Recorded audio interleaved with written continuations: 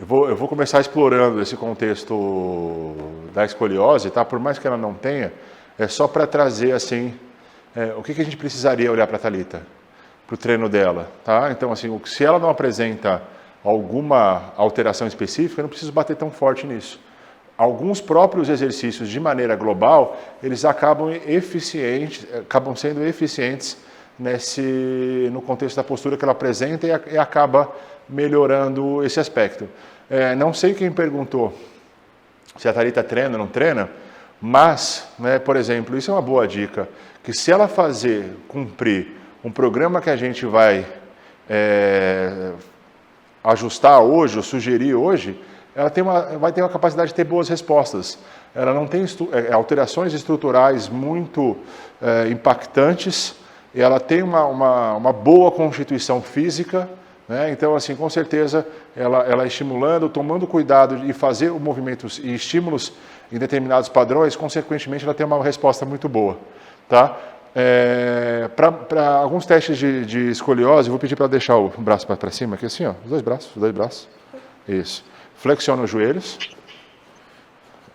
Deixa o pé suspenso aqui, ó. Pé suspenso. Isso, pode ser 90 graus. Aqui a avaliação seria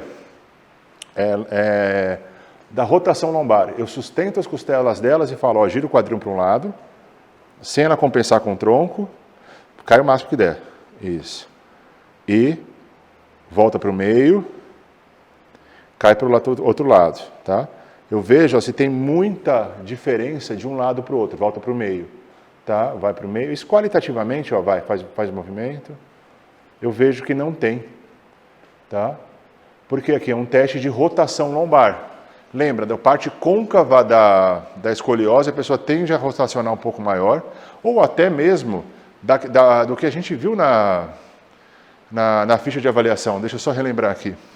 Isso é importante fazer essas anotações. Claro, que ela tem uma rotação pélvica à direita. Faz o movimento? Faz o... Então, quando ela leva para o lado... Isso é direito ou esquerdo? Não pode falar, o que é? Direito. A direita, ó, volta. Ela tenderia a rodar um pouquinho mais que o esquerdo. Cai o esquerdo. Tá? Mas assim, isso fazendo uma referência do estático com o dinâmico. Mas ela estava ok nessa condição. Tá? Na lombar, a gente roda muito pouco a coluna lombar. Tá? Se vocês pegarem a literatura, o quanto que há de rotação entre as vértebras lombares é mais ou menos 5 graus. Por quê? Por causa das facetas articulares, que estão direcionadas para o plano sagital. Então, elas impedem rotação, elas liberam a movimentação antero-posterior, mas ela limita a movimentação de rotação e também de pouco de inclinação. A maior amplitude articular que eu consigo fazer nas vértebras lombares são de flexão e extensão, tanto é que a pessoa faz a hiperlordose ou retificação. Tá? Agora, para mobilidade torácica, deita de lado, com o joelho flexionado, assim, uma mão apoiada na outra, estendido assim. Isso, daqui que eu vou fazer? Vou segurar na lombar dela e vou pedir, abre a mão e roda a coluna. Tipo assim, roda para o lado assim. Vai, veja. Pode rodar. Eu vejo o quanto que ela roda, se tem muito impedimento de um lado para o outro. Volta. Vamos fazer do outro lado.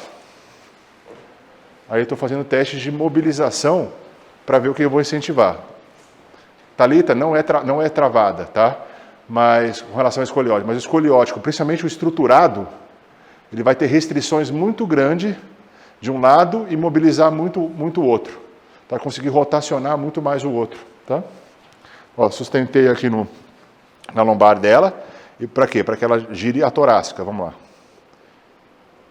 Aí, volta. Ela tem um bom padrão rotacional. Vai.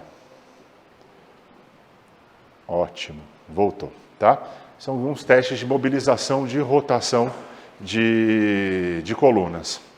Da coluna lombar e da torácica, que pode dar dicas quais que a gente pode incentivar mais na hora do treinamento. O que eu gosto de fazer, tá? O que eu acho interessante a gente realizar sempre no contexto da avaliação postural, como um dos exames físicos que são muito interessantes, tá? E muito pode explicar um possível shift de quadril, uma possível escoliose que repercute na coluna, mas não é uma alteração na coluna propriamente dita, mas sim por causa da diferença de membros, tá? Então a gente coloca o quê? Primeira coisa, vamos fazer uma medida real. Estende as pernas. Eu vou pegar a espinha ilíaca, antero superior, e vou ver o maléolo. De um lado, espinha ilíaca e maléolo. Tá? Essa medida aqui, ó. Vou quantificar, aqui do 87. E vou fazer do outro lado.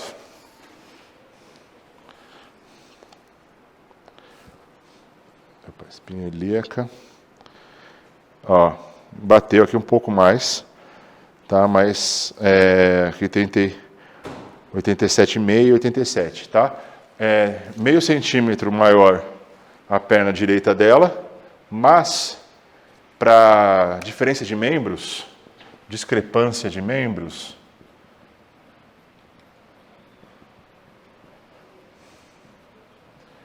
a gente se preocupa com diferenças maiores igual a 1,5 cm. 1,5 cm. Aí isso pode impactar na funcionalidade e talvez seria interessante fazer outros exames auxiliares, como algum raio-x, uma escaniometria, tá? Para ver realmente se essa alteração estrutural do membro e ver o quanto isso impacta na função, né? Nos movimentos que ela realiza. Tá? Tem outros testes que é o Galeazzi, né? Flexiona os joelhos, deixa o pés alinhados, quadril nivelado, junto os joelhos aqui e tento ver assim, né?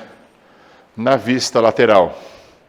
Se eu tenho aqui, ó, um joelho mais à frente do que o outro, eu vejo um pouco, tem que ver que o pé está bem apoiado, bem simétrico, porque se tiver um joelho na frente do que o outro, eu vejo uma discrepância de fêmur, um fêmur maior, tá? E aqui, se eu tiver isso na frente aqui, ela apresenta na frente um pouco direito, que eu vi que a perna era maior, tá? Mas levemente.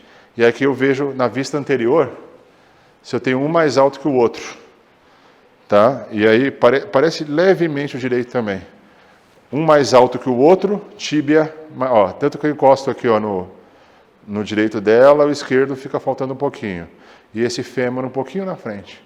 Possivelmente, estruturalmente, esse membro inferior é um pouquinho mais comprido, comprimento maior do que o contralateral, tá? Não que isso vai impactar na função, porque não deu uma diferença total maior que 1,5 cm, deu uma diferença ali de meio centímetro, tá? Mas um pouquinho esse membro direito, que é o lado que ela tem mais flexão, diga-se de passagem, impactou aí nessa questão de diferença de membros, mas novamente, né?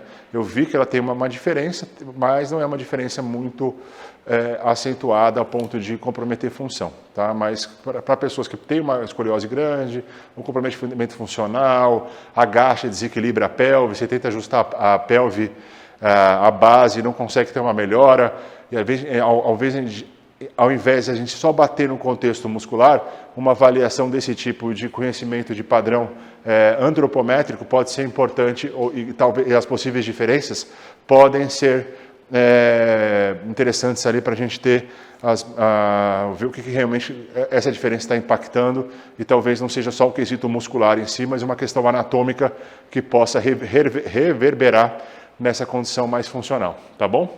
Então, isso é interessante, um teste bem interessante dos exames que eu faço e que são orientados ali, divulgados e incentivados na literatura, é fazer o teste de discrepância de membros, tá?